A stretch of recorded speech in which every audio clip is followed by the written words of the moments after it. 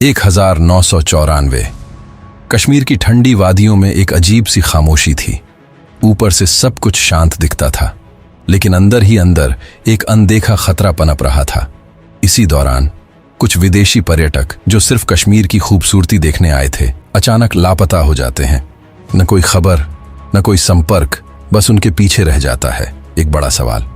कुछ ही घंटों बाद एक डरावनी खबर सामने आती है, उन्हें आतंकियों ने अगवा कर लिया है। और उसी पल एक स्थानीय घटना धीरे धीरे अंतर्राष्ट्रीय मुद्दा बन जाती है।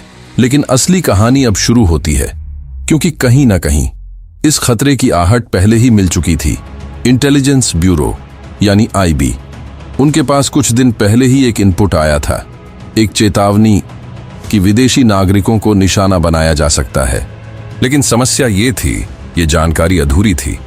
न कोई स्पष्ट जगह, न कोई तय समय, और इसी उलझन में ये सूचना पूरी तरह सेना तक नहीं पहुंच पाई।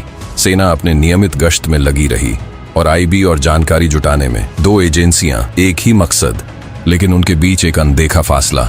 और इसी फासले के बीच आतंकियों ने अपना खेल खेल दिया। क्या अगर ये जानकारी समय पर साझा होती तो क्या ये घटना टल सकती थी? जैसे ही अपहरण की पुष्टि होती है, सेना तुरंत हरकत में आ जाती है। खोज अभियान शुरू होते हैं।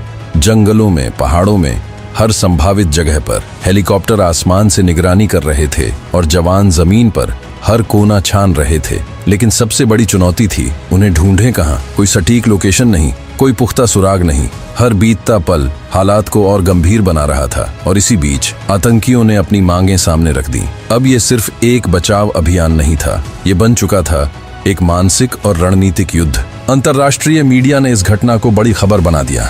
कश्मीर में विदेशी पर्यटकों का अपहरण, ब्रिटेन, अमेरिका और यूरोप के कई देशों ने तुरंत प्रतिक्रिया दी। उनके नागरिक खतरे में थे, दूतावास सक्रिय हो गए और भारत सरकार पर दबाव बढ़ने लगा। हर तरफ एक ही सवाल गूंज रहा था, उन्हें सुरक्षित कब वापस लाया जाएगा? और यहीं पर वो समन्वय की कमी और भी साफ दिखाई देने लगी। आईबी के पास नए इनपुट आ रहे थे, सेना जमीन पर ऑपरेशन तेज कर रही थी। लेकिन क्या दोनों एक ही दिशा में काम कर रहे थे, या फिर कीमती समय सिर्फ तालमेल की कमी में खो रहा था? जमीन पर हर जवान अपनी जान जोखिम में डाल रहा था। हर ऑपरेशन एक उम्मीद के साथ शुरू हो रहा था, लेकिन आतंकी हर बार एक कदम आगे निकल जाते। उनकी योजना सटीक थी और उन्हें सिस्टम की कमजोरियों का अंदाजा था। इसी बीच विदेशी सरकारों का दबाव अपने चरम पर पहुंच गया। अगर हालात और बिगड़ते तो ये सिर्फ एक अपहरण का मामला नहीं रहता, ये बन सकता था एक बड़ा कूटनीतिक संकट, एक ऐसा संकट जहां एक छोटी सी देरी दो देशों के रिश्तों को भी प्रभावित कर सकती थी। और सवाल फिर वही, क्या ये सिर्फ एक देरी थी या एक बड़ी चूक? 1994 की ये घटना आज भी एक सबक देती है। खुफिया जानकारी सिर्फ इकट्ठा करना ही काफी नहीं होता, उसे सही समय पर सही जगह तक पहुंचाना भी उतना ही जरूरी होता है। क्योंकि मैदान में लड़ रहे जवान तभी सफल हो सकते हैं जब उनके पास पूरी जानकारी हो, और जब तस्वीर अधूरी हो तो सिर्फ एक मिशन नहीं, पूरा देश जोखिम में आ सकता है। कश्मीर की उन वादियों में आज भी शायद वो कहानी गूंजती है, एक चेतावनी की, जो शायद थोड़ी देर से समझी गई।